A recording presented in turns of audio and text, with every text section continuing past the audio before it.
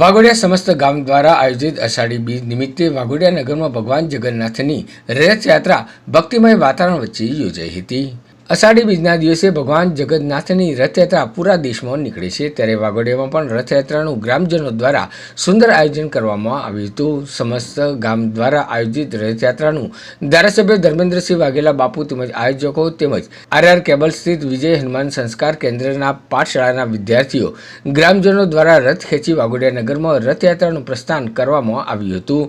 આ રથયાત્રા વાઘોડિયા નવાપુરા સ્થિત વાઘનાથ મંદિરેથી નીકળી ટાવર, મેઇન બજાર, નાની ભાગોળ, લાઇબ્રેરી જેવા મુખ્ય માર્ગો પર ફરી જય અંબે ચોકડી, રંગીલા હનુમાન મંદિર ખાતે પહોંચી હતી, જ્યાં મહાઆરતીનું આયોજન કરવામાં આવ્યું હતું।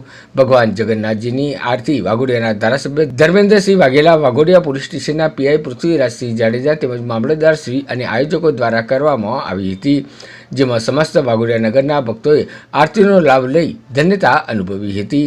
આ રથયાત્રામાં જય રણછોડના નાદથી વાતાવરણ ભક્તિમય બની ગયું હતું।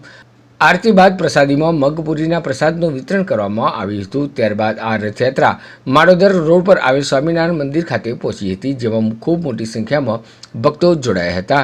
રથયાત્રામાં કોઈ અનિચ્છનીય બનાવ ન બને તે માટે વાઘોડિયા પોલીસ સ્ટેશન તેમજ સ્ટાફ દ્વારા ચુસ્ત પોલીસ બંદોબસ્ત ગોઠવી દેવામાં આવ્યો હતો।